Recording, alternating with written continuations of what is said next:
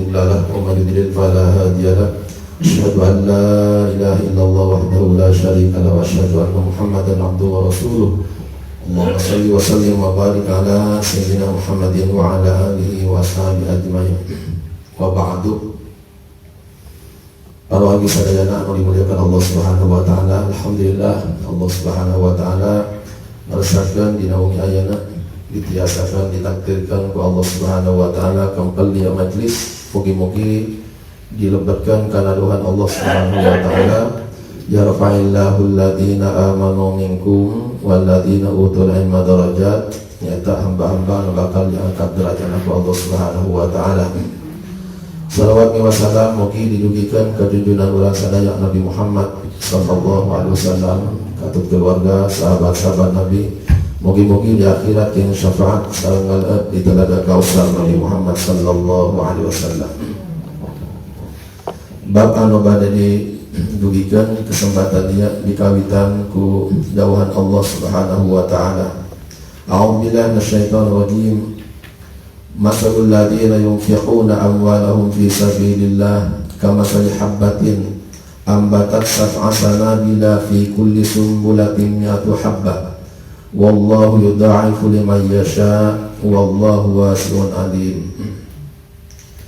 Perumpamaan nafkah infak anu diinfakkeun ku jalmi-jalmi hamba Allah di jalan Allah Subhanahu wa taala kamasal habbatin sepertos biji siki ambatat sab'a sanabila tina hiji siki bakal jadi 7 bulir fi kulli sumbulatin mi'atu habbah tina tiap-tiap bulir aya 100 siki wallahu yudha'ifu liman yasha. Allah Subhanahu wa taala bakal ngalipat gandakeun ka jalmi anu dikersakakeun kumantenna. Wallahu wasi'un alim. Allah Subhanahu wa taala maha lapang, maha luas karunyana. Alim, maha oninga kana niatna infak sareng kana kadar nu diinfakkeunana. Ya ditandak tina surat Al-Baqarah ayat 260 hiji. Ayat dia terus kapirang pasti kabayang ngenaan infak, ngenaan sedekah ya.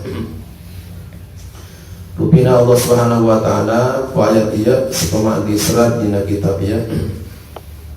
Ieu ayat ngabadikeun semangat sedekahna para sahabat. Jadi tadi satu biji yang disedekahkan akan tumbuh jadi 7 tangkai. Setiap tangkai ada 100 biji, berarti 7 kali 100 berapa? 700. Jadi ini kelipatan diantara kelipatan sedekah yang diabadikan Allah di Al-Quran. Di antaranya dilipat gandakan 700 kali lipat. Di antaranya nanti ada kelipatan juga di akhir ayat wallahu yudha'ifu liman yasha, dan Allah akan melipat gandakan lagi pahalanya sedekah bagi orang yang dikehendaki Allah Subhanahu wa taala. Kok ada yang dilipat gandakan lebih lagi ala hasbi halil munfiq min ikhlasihi. Lipat gandaan pahala sedekah melebihi yang 700 tadi yang disebutkan, bisa lebih berdasar pada keadaan ikhlasnya orang yang infak ya. Jadi ikhlasnya orang yang infak. Kalau sudah urusan ikhlas, ini sudah urusan yang tidak diketahui oleh manusia lain kecuali oleh Allah Subhanahu wa taala. Wa ta'abihi juga pahala dari sedekah bisa berlipat ganda juga, tergantung kepada capek dapatnya harta tadi ya. Jadi capeknya mendapatkan harta yang tadi diinfakkan oleh si punya alias pemilik ya. Perjuangannya, capek mendapatkannya. Maka nanti orang kaya istilahnya di kitab ini nanti sabaqa dirhamun alfa mi'ati dirhamin, 1 dirham bisa lebih utama, bisa lebih besar pahalanya daripada orang yang bersedekah 100 dirham ya. Dirhamun mi'ata alfi, malah 100.000 dirham ya. Jadi 1 dirham bisa lebih besar pahalanya daripada yang 100.000 dirham. Kenapa? Ternyata beda banyak yang dimiliki oleh masing-masing, kemudian beda capek dalam memperolehnya ya. Kalau yang 1 dirham itu orangnya memang hanya punya 2 dirham. Jadi orang yang infak 1 dirham itu memang hanya punya 2 dirham. Jadi infakkan 1 dirham berarti berapa? Seperberapanya? Setengahnya, berarti separuhnya, 50%-nya. Kalau yang 100.000 dirham itu memang orangnya punya banyak sekali, hanya dia bisa mengeluarkan 100.000 dirham, padahal miliknya itu banyak sekali, tidak bisa diungkap di hadis, di riwayat itu ya. Jadi tergantung juga pada niat ikhlasnya, tergantung juga pada perjuangan mendapatkan harta yang diinfakkan. Umin ajlida dikatakan fatat al-amal fi maqadir sawab. Maka di sini terjadi banyak perbedaan pahala dari amal-amal dari sedekah yang disebutkan ini. Ada sahabat yang diabadikan untuk menggambarkan ayat yang tadi ya. Nazalat fi sya'ni Utsman bin Affan wa Abdurrahman bin Auf wa Ali bin Abi Thalib radhiyallahu anhum.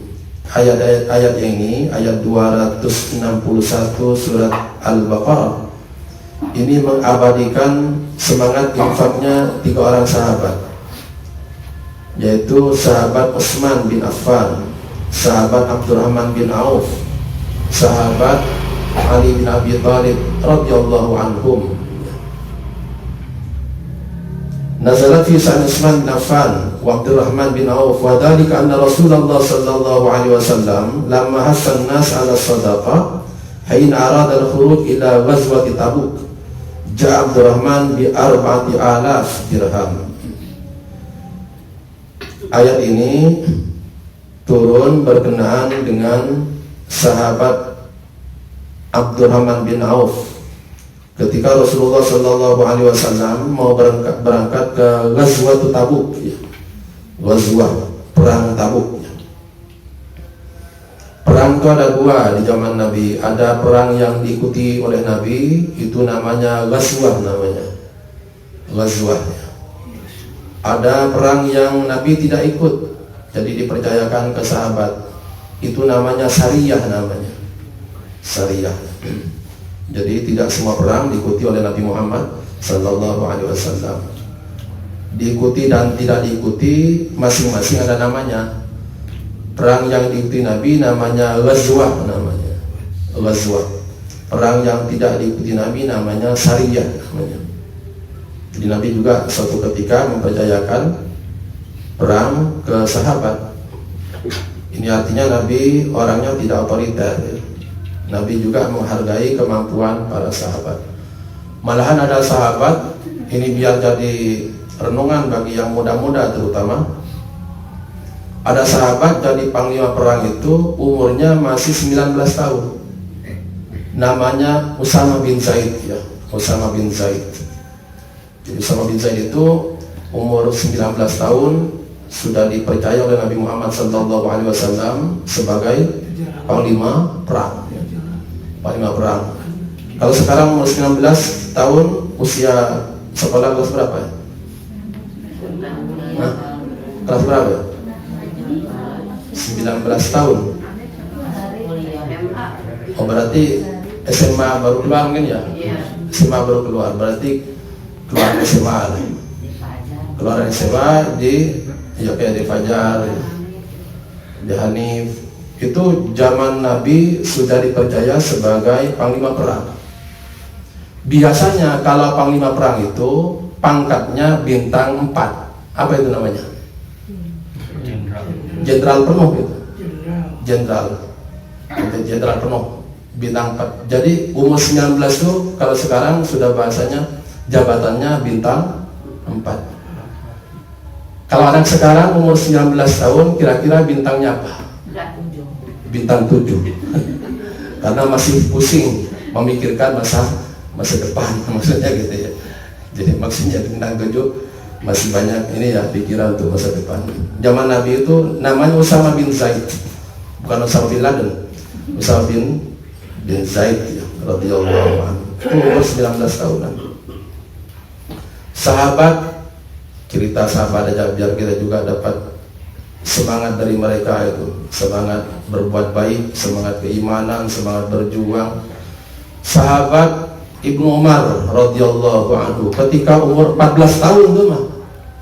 Sahabat Ibnu Umar atau Abdullah bin Umar itu umur 14 tahun daftar ingin ikut perang. Jadi daftar ingin ikut perang. 14 tahun berarti umur berapa itu? Kelas berapa kalau sekarang sekolah? SMP kelas 2 ingin ikut perang, coba ingin ikut perang. Tidak diterima oleh Nabi karena masih belum termasuk dewasa dalam ukuran jihad. 14 tahun Abdullah bin Umar daftar perang, belum diterima oleh Nabi karena tidak memenuhi syarat segi umur ya. Tahun depannya daftar lagi tahun depannya, berarti tahun depannya umur 15 tahun baru diterima oleh Nabi Muhammad SAW ikut perang umur 15 tahun. Jadi membayangkan sahabat semangatnya dalam kebaikan sampai dalam, kalau perang itu kan pertaruhannya adalah nyawa ya. Kalau tidak pulang ya mati di medan pertempuran, mati syahid ya. Begitu sahabat. Sekarang yang diceritakan di ayat 261 surah Al-Baqarah ini tentang semangat para sahabat bersedekah ketika Rasulullah SAW mengajak para sahabat untuk membekali bekal untuk perang Tabuk ya. Hasanna ala sadaqah hin arad al-khuruj ila ghazwat Tabuk. Abdurrahman bi arba'ati alaf. Ketika mau perang Tabuk, Abdurrahman bin Auf kemudian menginfakkan hartanya, uangnya, yaitu bi arba'ati alaf, 4.000 dirham, bi arba'ati alaf dirham. Abdurrahman bin Auf menyumbang, berinfak 4.000 dirham. Faqala ya Rasulullah kana li samaniyatu alaf dirham famsaktu minha li nafsi wa iyali 4,000 wa 4,000 uqrituha li rabbi aqratuha li rabbi. Kata Abdurrahman bin Auf, Rasulullah, saya sebenarnya punya 8.000 dirham,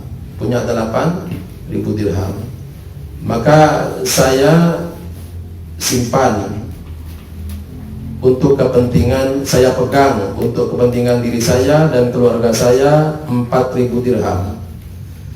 Yang 4.000 dirhamnya saya pinjamkan kepada Allah, saya pasrahkan kepada Allah Subhanahu wa taala. Berarti ini infaknya berapa? 50 ya, 50%. Karena beliau memiliki 8.000 dirham. Diinfakkan 4.000. Tuh, jadi Abdurrahman bin Auf ini 50%.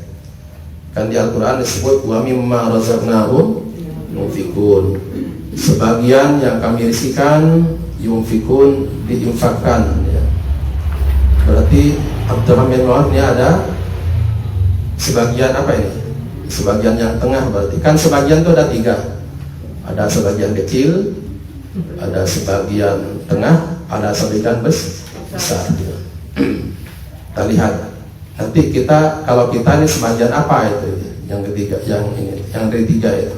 Jadi sebagian itu ada sebagian kecil, ada sebagian besar, ada sebagian yang sama, yaitu tengah-tengah. Abdurrahman bin Auf rupanya adalah yang tengah-tengah ini, separuh-separuh harta yang diinfakkan, separuh dari harta yang dimiliki. Kemudian Rasulullah mendoakan, faqala lahu Rasulullah sallallahu alaihi wasallam, barakallahu laka fima amsakta wa fima a'taita. Rasulullah kemudian mendoakan, mudah-mudahan Allah memberikan berkah kepadamu di harta yang kamu pegang dan di harta yang kamu infakkan.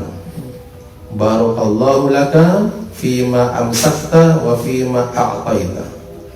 Intinya Rasulullah mendoakan mudah-mudahan harta yang masih dipegang itu bertambah barakah, juga harta yang diinfakkan mudah-mudahan juga Allah menambah berkah.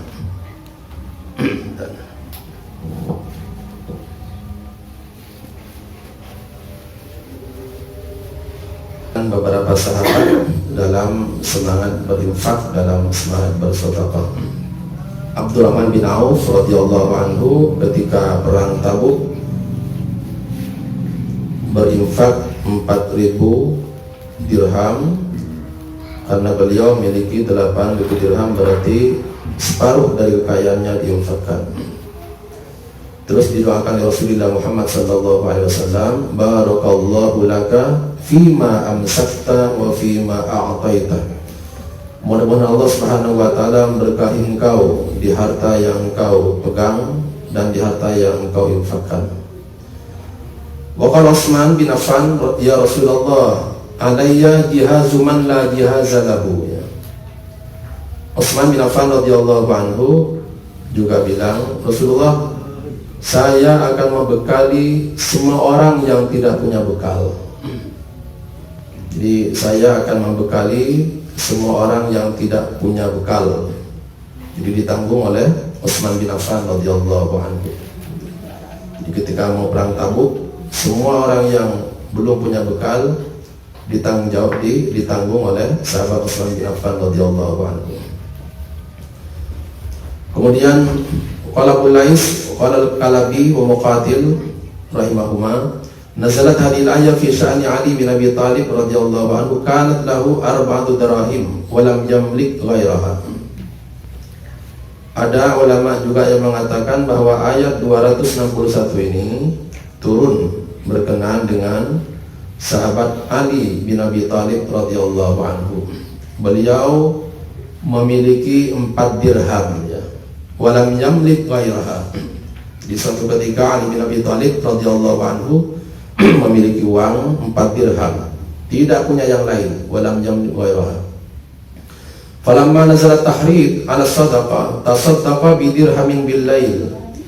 Maka ketika ada ajakan untuk bersedekah, Ali bin Abi Thalib ini yang punya 4 dirham, maka beliau bersedekah 1 dirham waktu malam, wa bi dirhamin bin nahar, 1 dirham waktu siang, wa bi dirhamin fi sirri, 1 dirham dalam keadaan sembunyi-sembunyi memberikannya, wa bi dirhamin fil alaniyah, ya, dan 1 dirham disedekahkan dengan terang-terangan.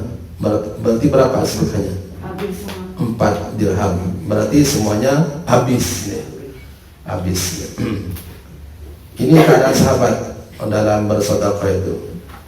Jadi macam-macam. Ada yang tadi separuh dari kekayaannya, ada yang tidak terbilang. Utsman bin Affan itu tidak terbilang karena tidak disebut berapa-berapanya. Pokoknya siapa yang tidak punya bekal untuk perang ditanggung oleh Utsman bin Affan radhiyallahu anhu.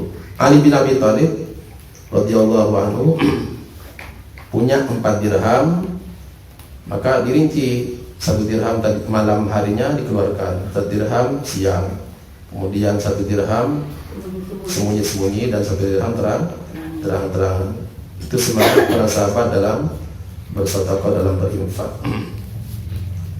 Yang pertama. Yang kedua, kita bisa ngambil hikmah dari cerita sahabat ini, bahwa di sahabat sangat kuat saling tolong-menolongnya, saling tolong-menolongnya.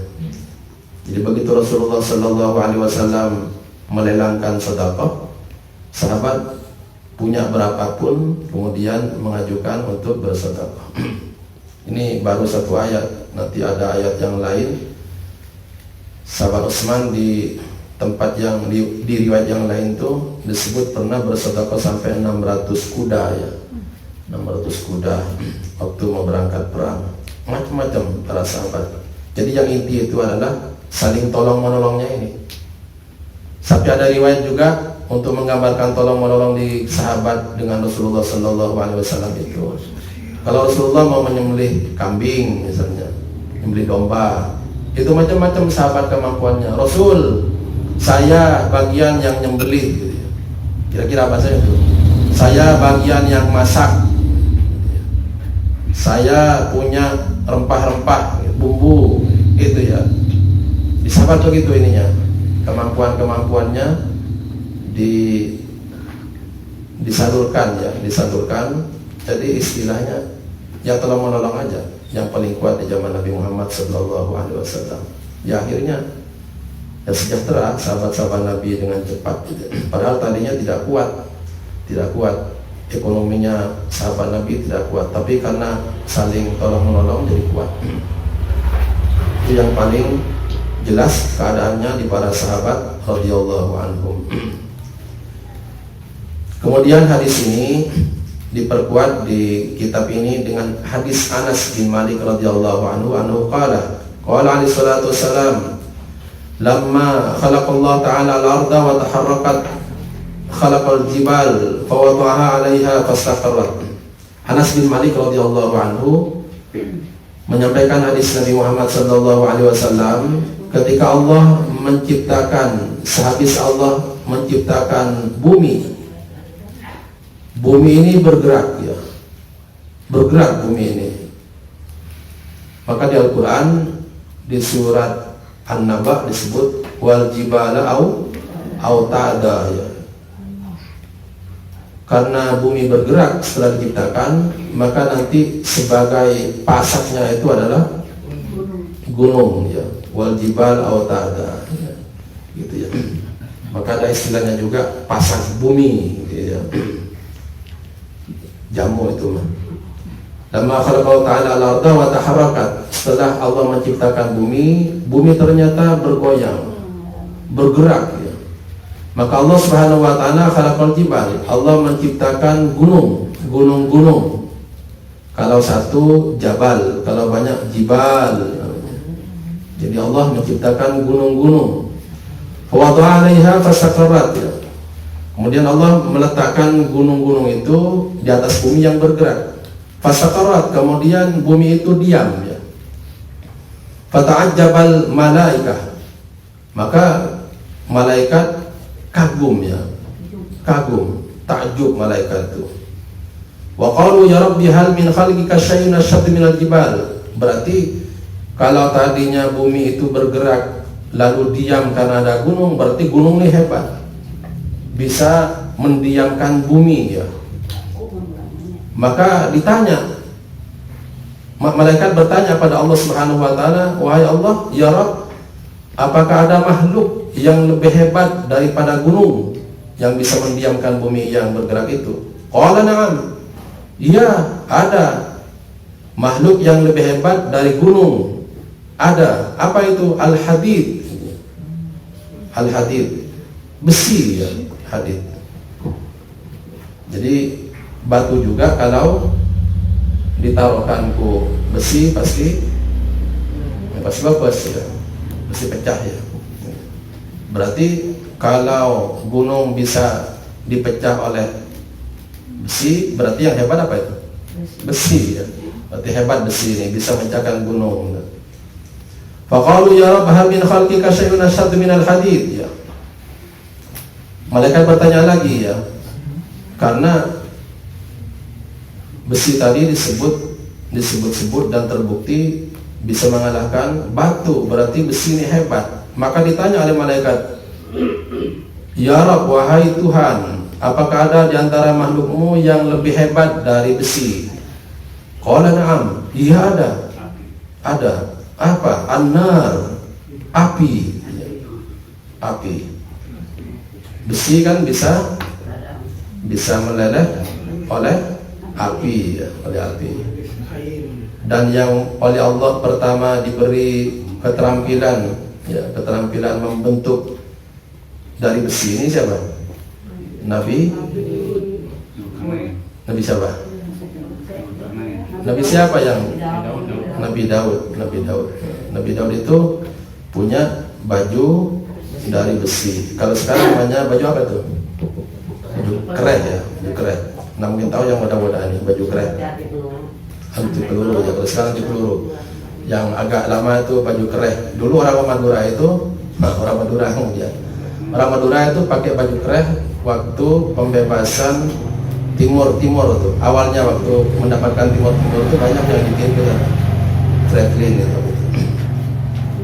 Dengan mereka itu pakai baju besi dari Madura itu. Tapi pakai doa juga. Sebelum berangkat dicoba dulu di Madura. Kalau masih besinya bisa ada tapaknya, nggak boleh berangkat. Ya. Ada berapa yang dikirim dari Madura itu baju besi ya. Walanna lahul hadid, istilahnya gitu. Nanti yang diberi itu adalah Nabi Daud ya, Nabi Daud alaihissalam. Jadi besi ini lebih hebat dari api, lebih hebat dari besi karena besi bisa meleleh oleh api ya. Faqalu ya Rabbi, berarti sekarang yang hebat adalah api. Faqalu ya Rabbi hal min khalqika syai'un asyaddu minan nar. Wahai Gusti, apakah ada makhlukmu yang lebih hebat dari api? Qala na'am. Iya ada. Alma, air katanya. Air itu lebih hebat dari api. Jadi kalau ada api kan bisa dipadamkan oleh air. Makanya ada damkar ya gitu ya. Pemadam kebakaran itu kan pakai apa itu? Pakai besi ya. Pakai apa? Pakai air ya. Pakai air. Berarti air lebih hebat dari api. Faqalu ya Rabbi hal min khalqika syai'un asyaddu minal ma'. Ya. Wahai Gusti, apa ada di antara makhlukmu yang lebih hebat daripada air? Qala na'am. Iya ada. Apa? Ar-rih. Angin. Angin. Jadi angin lebih hebat dari air. Dari air. Faqalu, kan kita lihat nanti proses terjadinya hujan juga itu karena ada penguapan, kemudian penguapan nanti ada nanti digiring oleh angin. Di Al-Quran disebutnya Allah di beberapa ayat, di antaranya di surah Rum Allah menyebutkan itu ada proses terjadinya hujan. Di antaranya yang saling membantu itu angin yang paling berperan, di antaranya itu angin. Sampai sekarang juga ada namanya angin apa itu? Angin tornado. Ada angin tornado, ada angin apa macam-macam, ada puting beliung. Itu kalah biasanya, bisa habis itu. Jadi berarti yang paling hebat adalah angin ya. Faqalu ya Rabb hal min khalqika syai'un asyaddu minar rih ya. Kemarin juga waktu pulang, saya manusia waktu pulang harus naik kapal. Itu tidak boleh naik kapal oleh BMKG karena ada angin itu. Jadi manusia juga kalah pada angin. Kemarin tuh waktu pulang tuh nggak boleh berlayar karena ada angin sangat besar. Kalau maksa ya mungkin tenggelam kapalnya. Alhamdulillah min dzalik. Jadi intinya angin disebut-sebut makhluk juga yang terhebat dari makhluk-makhluk Allah Subhanahu wa taala. Akhirnya malaikat bertanya, apa ada makhluk yang lebih hebat daripada angin ya? Hal min khalqika syai'un asyaddu minar rih? Qala na'am. Iya ada, kata Allah menjawab malaikat, siapa yang paling hebat? Ibnu Adam yatasaddaq shadaqatan biyaminihi yukhfiha an shimalihi fa huwa asyaddu minhu. Yang lebih hebat daripada angin adalah manusia turunan Adam ini yang bersedekah dengan tangan kanan ya. Yukhfiha an shimalihi, di mana tangan kirinya tidak tahu apa yang disedekahkan oleh tangan kanannya. Fa huwa asyaddu minhu, dan itu lebih hebat daripada angin. Jadi ujung-ujungnya yang paling hebat makhluk Allah seperti manusia adalah angin. Tapi angin juga kalah hebatnya dengan orang yang bersedekah. Yukhfiha an shimalihi. Sedekah, tapi di sini sedekah yang ya. Sedekah yang dikeluarkan oleh tangan kanan berarti ini memperhatikan adab. Yukhfiha an simalihi juga perhatikan cara mengeluarkannya. Yukhfiha itu sedekah sembunyi-sembunyi. Maka di hadis yang sahih juga nanti yang membuktikan turunan Adam yang lebih hebat dari angin itu adalah Rasulullah Muhammad Sallallahu Alaihi Wasallam. Disebut-sebut dalam hadis Rasulullah itu lebih cepat dalam bersedekah ketika bulan Ramadan melebihi angin, melebihi kecepatan angin. Jadi sedekahnya itu lebih cepat daripada kecepatan angin. Waktu Rasulullah Ramadan digambarkan gitu dalam hadis Rasulullah Muhammad Sallallahu Alaihi Wasallam. Gitu. Nah, kita lihat di akhir penjelasan hadis Anas radhiyallahu anhu, ternyata sedekah yang hebat itu sedekah yang dikeluarkan berdasarkan adab ya. Ya buktinya disebut dengan tangan kanan, kemudian mengeluarkannya dengan sembunyi-sembunyi sehingga tangan kiri istilahnya tidak sampai tahu apa yang dikeluarkan oleh tangan kanan. Maka apa adab sedekah? Ya. Adab sedekah ada 5 di kitab ini. Jadi biar sedekah hebat, ya, hebat pahalanya, balasan dari Allahnya hebat, ya, jadi suatu kekuatan yang melebihi kekuatan makhluk-makhluk Allah yang tadi. Maka ada adabnya di sini, ada 5 adab ya. Yang pertama adalah al-adab al-awal disebut dalam kitab ini antukhfiyas sedekah. Jadi sedekah yang paling hebat itu adalah sedekah yang diberikannya dengan sembunyi-sembunyi ya. Maka ulama-ulama salaf wa bihadza sabab bala wasalaf fi ikhfa'i sadaqatihim ala ayunin nas ya. Maka ulama-ulama salaf banyak yang mengeluarkan sedekah dengan sembunyi-sembunyi, tidak banyak dilihat orang. Hatta talaba ba'dhum faqiran ama. Di antaranya teknik ya, memberikan sedekah sembunyi-sembunyi, mereka mencari orang yang buta, yang tidak melihat itu.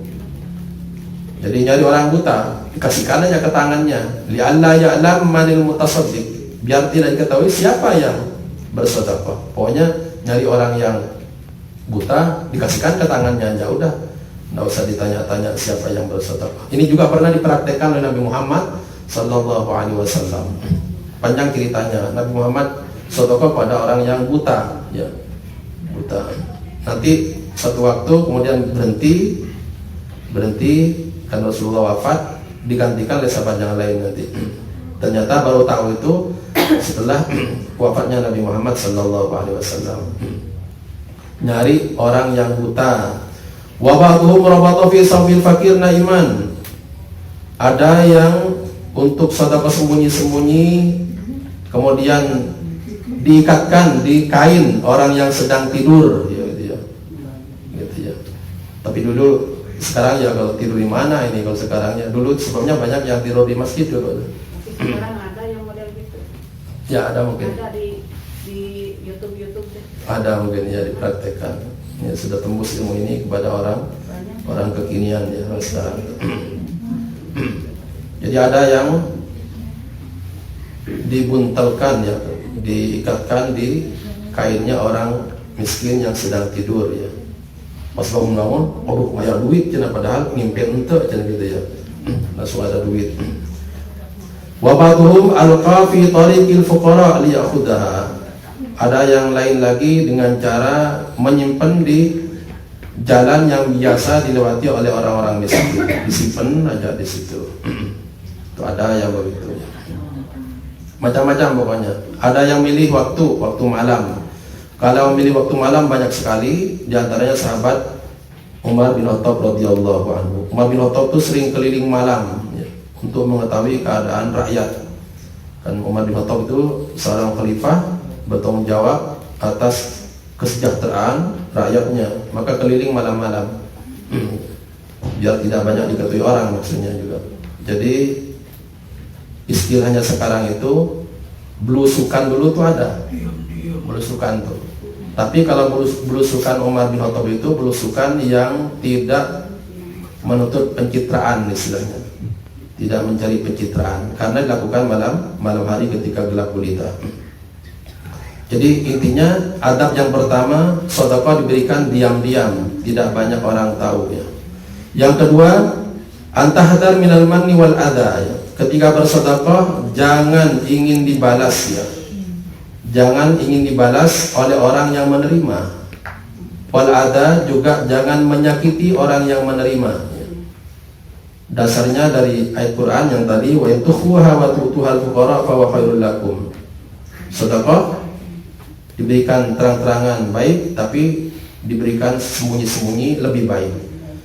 Sedekah dianjurkan oleh Allah Subhanahu wa taala untuk diberikan agar tidak meminta balasan dari orang yang menerima, juga tidak disertai kata-kata yang menyakitkan. Allah berfirman, ya ayyuhalladzina amanu la tubtilu shadaqatikum bil manni wal adha kallati yunfiqu malahu riya'an nas. Wahai orang beriman, jangan batalkan ganjaran sedekah kamu dengan mengharap balasan dari penerimanya dan menyakiti penerimanya. Seperti siapa? Seperti orang yang berinfak, menginfakkan hartanya karena riya, ingin dilihat, ingin dilihat oleh manusia. Jadi dalam sedekah adabnya kita jangan minta balasan dari orang yang menerima. Loh, kita kan ingin balasan dari mana? Dari Allah. Ayatnya mana? Di Quran surat Saba. A'udzubillahi minasyaitonir rajim. Quran itu ada disebut ya, wa ma anfaqtum min syai'in fa huwa yukhlifu wa huwa khairur raziqin. Di surat Saba ayat 39, karena keluarnya adalah apapun yang kita infakkan nanti Allah akan mengganti. Dan Allah sebaik-baik pemberi rezeki. Jadi ganjaran minta dari Allah aja.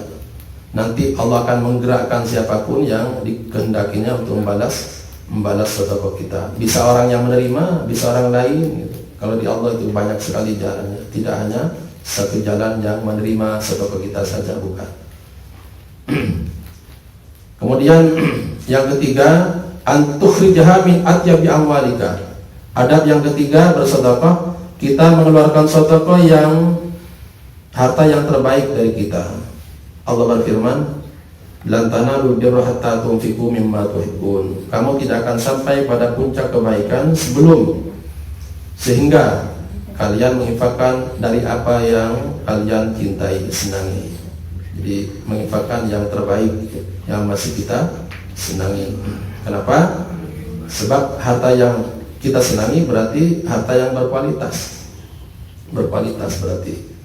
Sebab kalau tidak berkualitas berarti kita nanti tidak akan senang ya. Mata disenangi temarbina masih kene aya kualitasan gitu ya. Mimma tuhibbun. Ada cerita sahabat Abu Talha ini tentang ini. Abu Talha membaca ayat ini, tidak mau meneruskan ayat ini sebelum memberikan harta yang paling beliau senangi. Apa yang paling beliau senangi? Kebun. Abu Talha itu punya kebun. Ceritanya kebunnya ada di samping Masjid Nabawi. Kebunnya ini istimewanya karena Nabi sering istirahat di sana. Jadi Nabi sering istirahat di kebunnya itu.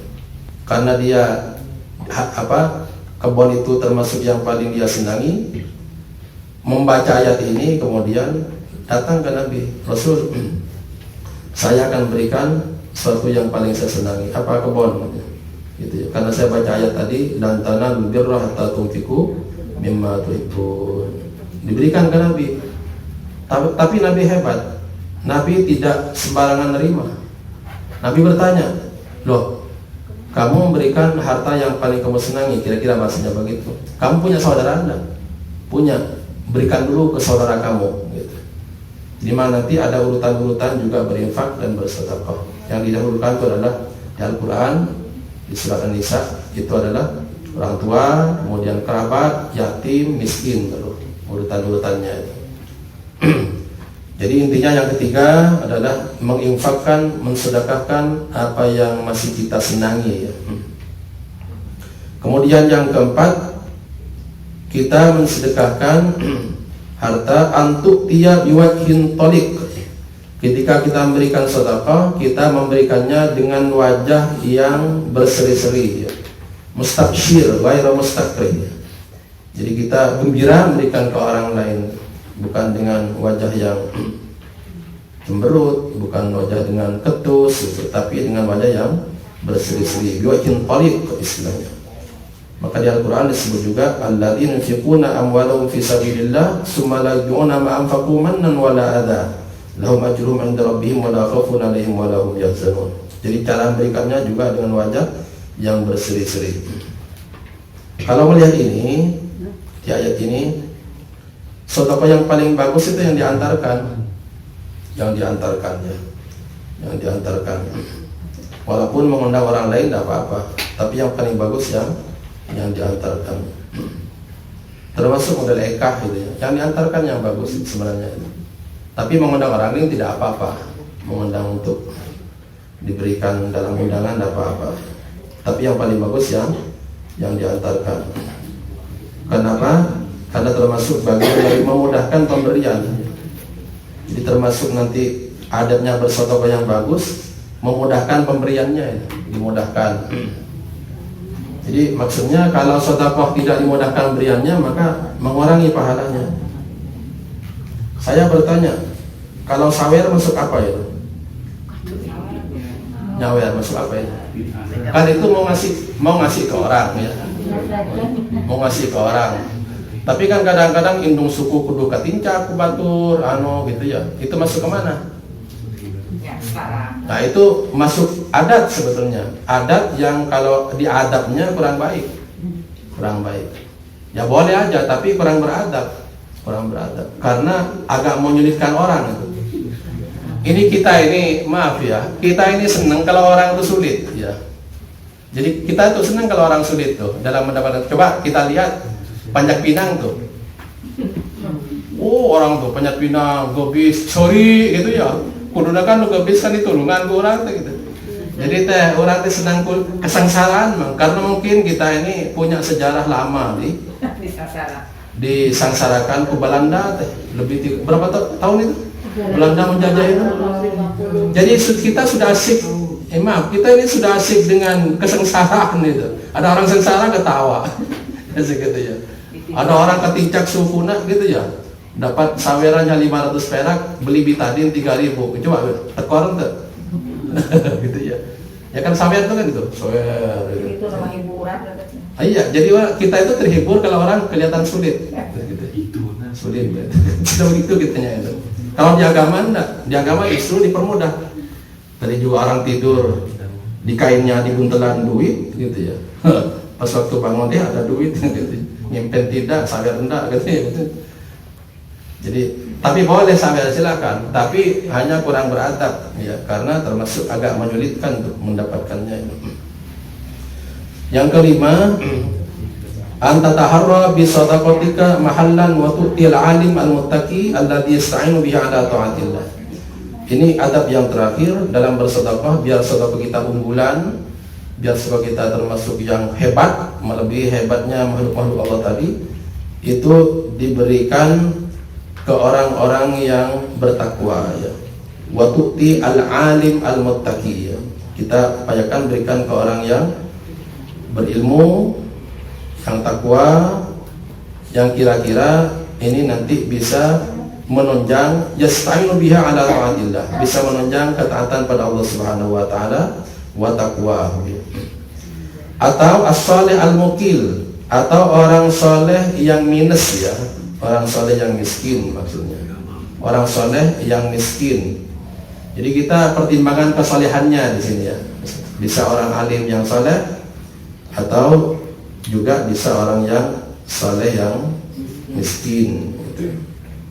Biar apa? Biar harta kita itu menunjang kesolehannya, biar dipakai untuk kebaikan maksudnya, kebaikan. Wallahu a'lam. Ini yang bisa disampaikan. Mudah-mudahan Allah Subhanahu wa taala memberi kita kemampuan untuk bersedekah, mudah-mudahan ya. Bersedekah ya. Gimana? Kuat.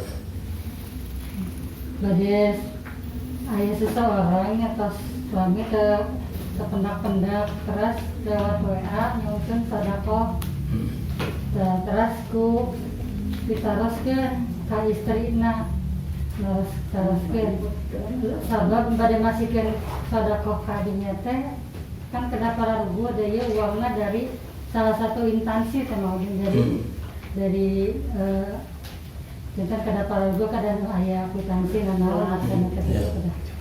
Teruskan kayak istilah ternyata istilah lagi tepatas apalen deh itu. Tapi si pamaglat eta anu nuhungkeun sadaqah teh malah jadi ngambek kita teh jadi salah ke kita teh untuk percaya kita kira-kira tahu percayanya geus tau kasih sadaqah kalau kasar teh kita. Saya teh masuk ke menyakiti teh maksudnya dan teu bermaksud mau ini mau berhati-hati gitu teh karena ini uangnya uang umat gitu. Tapi malah kan kumaha apa kita yang bersalah gitu. Ya itunya yang salah. Kan itu udah minta kan. Iya minta gitu, cuman kitanya ingin berhati-hati jadi nanya gitu ke istrinya, tapi istrinya teh memang jawabannya teh tersinkron sareng si suami nafai gitu, tapi kalau langsung WA teh langsung maki-maki langsung izin. Kalau ada pertanggungan jawab lembaga atau kelompok jamaah gitu ya, tidak apa-apa kita untuk pertanggungjawaban minta kwitansi itu tidak apa-apa.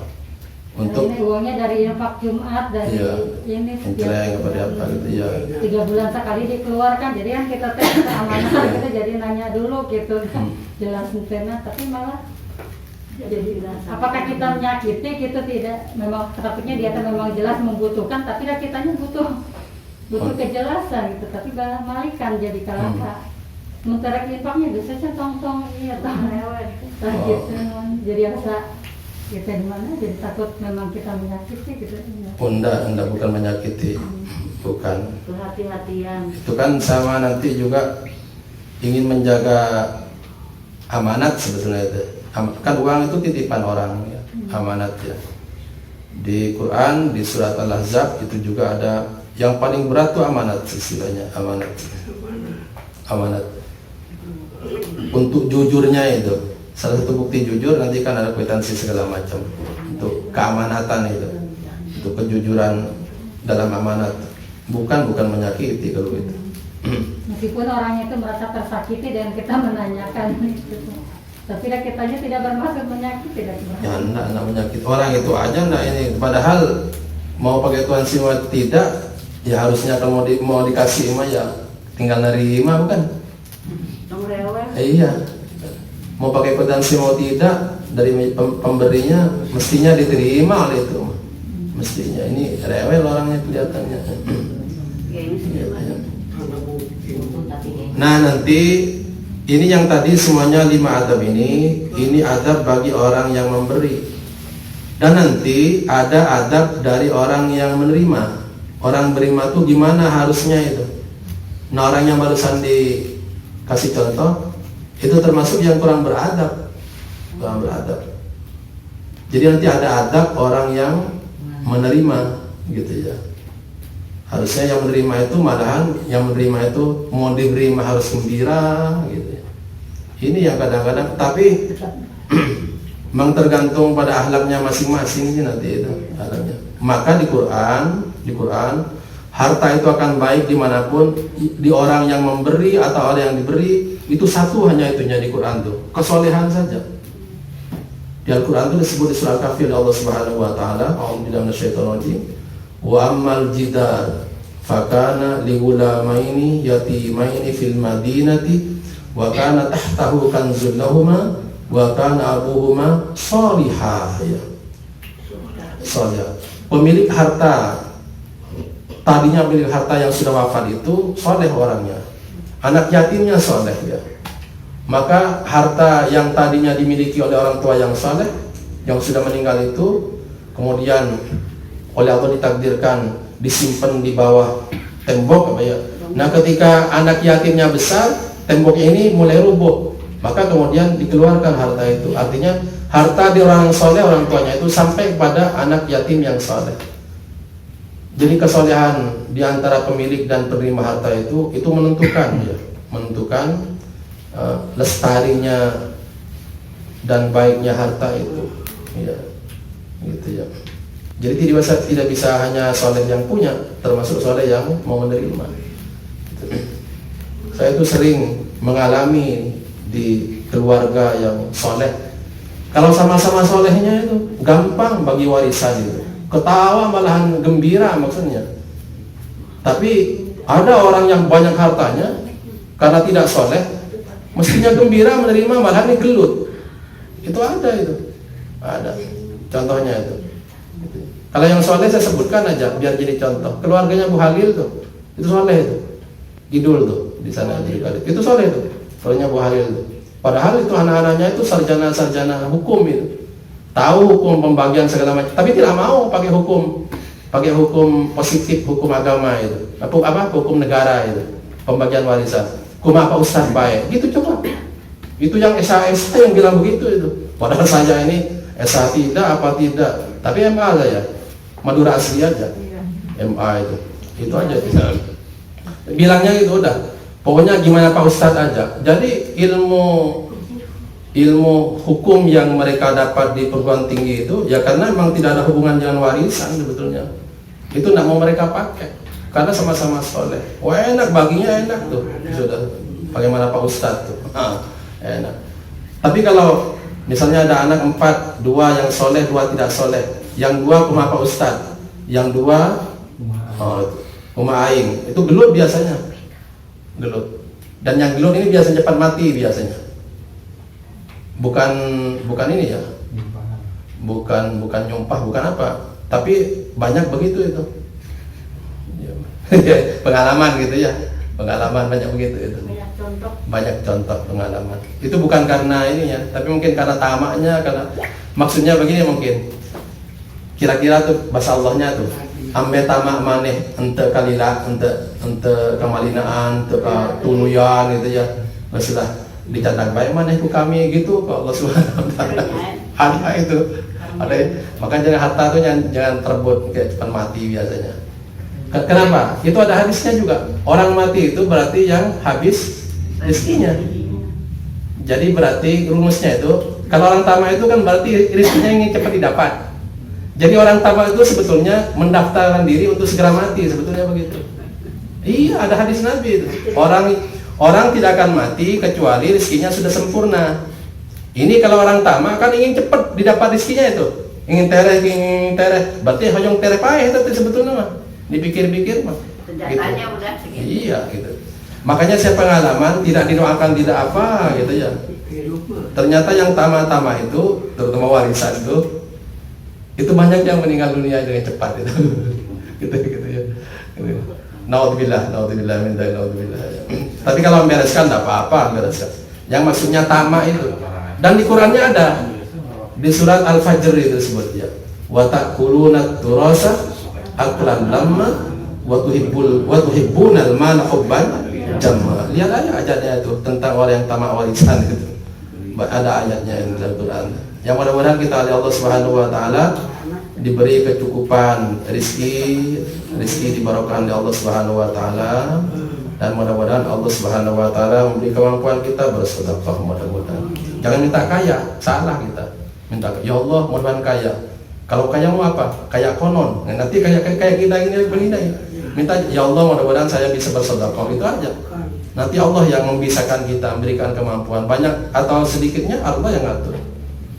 Jadi kita langsung minta mudah-mudahan bisa beramal soleh dengan harta yang disebut sedekah. Jangan minta kaya. Kalau sudah kaya itu beda lagi ceritanya. Ini saya penutup, ada cerita orang yang beda ceritanya.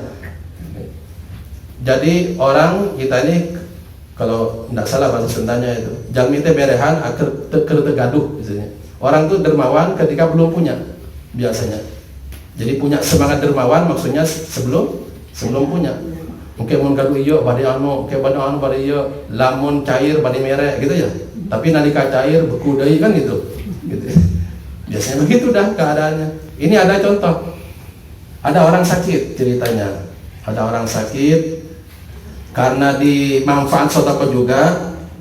Sedekah itu bisa insyaallah dengan izin Allah mengobati orang yang sakit. Ada orang sakit, kemudian ingin berobat dengan pakai jalur sedekah. Akhirnya mau sedekah 4.000 bata ke pesantren Al-Madani di Mangalif tuh, di mana di Sukahaji. waktu baru sakit, saya akan memberi bata 4.000, bilang begitu. Ternyata oleh Allah ditakdirkan memang cepat sembuh. Ya, hanya belum diserahkan tuh yang 4.000 itu. Maka ketika sembuh, bilangnya apa? Kumaha pami 2.000 baik, jadi gitu. Gimana kalau 2.000 saja? Tadinya bilang berapa? 4.000. Tuh kalau sedekah ditunda-tunda begitu nanti. Dari awal sakit ke kesembuhan aja sudah berubah. Tadinya mau memberikan 4.000 bata, setelah sembuh bilang, gimana kalau hanya 2.000 saja? Gitu ya. Yang pesantren tidak mau pusing. Ya udah mau 2.000 mau berapa, kesedihan aja pesantren. Ini contoh tadi pesantren itu tidak mau rewel kayak tadi mah. Kwitansi anu. Nah rewel kitanya, pokoknya mau diberi berapa silakan aja. Yang mana menerima juga gitu ya. Makanya saya kalau bagi waris, bagi apa gitu biasanya awas, hati-hati gitu. Kita sebelum menerima warisan ini sudah hidup biasa begini.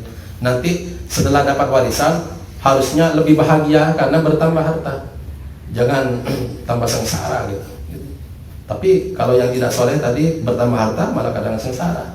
Naudzubillah min dzalik. Mestinya kan secara akal lebih bahagia karena bertambah hartanya dan tinggal menerima kan gitu. Tinggal menerima gitu. Panimo terang trastiis ongkok gitu ya. Wallahu a'lam. Mudah-mudahan Allah Subhanahu wa taala memberkahi harta-harta kita, mudah-mudahan Allah berikan kemampuan kita bersedekah dan mudah-mudahan diberikan kemampuan juga kekuatan iman, sebab sedekah ini juga digerakkan oleh keimanan biasanya. Subhanallah bihamdika asyhadu an la ilaha illa anta astaghfiruka. Di antara sekian banyak mustahik itu anu berhak nampi sedekah, apa aya urutanna? Sok terkadang kadang badai nyodakahkeun misalnya galuh sareng ukur tilu kana brigade atas bisa kedik badai milih modelna kumaha heula upami aya nomor urutna urutan yang lebih berhak menerima sedekah wajib atau sedekah sunnah? Sunnah. Baik kan ada sunnah ayeuna. Urutan gimana ya maksudnya? Maksudnya memilih orang yang lebih berhak. Oh iya, silakan milih. Silakan milih orangnya silakan. Oh ada aya urutan atau aya? Tanya. Tapi kalau di nafkah itu di keluarga ada. Pertama orang tua ya. Di keluarga di Al-Qur'an ayat 36 ada surat An-Nisa itu disebut Allah Subhanahu wa taala. Ada urutan, ada walidain, wa aqrabin ya. Kerabat berarti saudara, yatama, baru masakin kan. Ada urutan begitu ya. Ada urutan-urutannya. Kenapa harus diurut? Sebab sedekah ke saudara itu ada dua ininya pahalanya, dua macam pahala ya. Satu sedekah pahalanya silaturahmi, kedua adalah sedekah ganjarannya sedekah. Jadi kalau ke saudara itu dua ininya. Dua macam kolom nilai sedekah tuh. Kolom nilai silaturahmi, kemudian kolom nilai sedekah. Gitu. Kalau yang ke keluarga itu. Wallahu a'lam. Mudah-mudahan kita oleh Allah Subhanahu wa taala diberkahi ajalina, rezeki-rezeki, mudah-mudahan dipasihan kemampuan kami masih sedekah min ya rabbal alamin. Subhanallah bihamdika asyhadu an la ilaha illa anta astaghfiruka wa atubu ilaik. Allahumma 'allimna ma yanfa'una wanfa'na bima 'allamtana. Allahumma narzuqna ilman nafi'an wa rizqan thayyiban wa 'amalan mutaqabbalan. Subhanallahi bihamdika asyhadu an la ilaha illa anta astaghfiruka wa atubu ilaik. Assalamualaikum warahmatullahi wabarakatuh.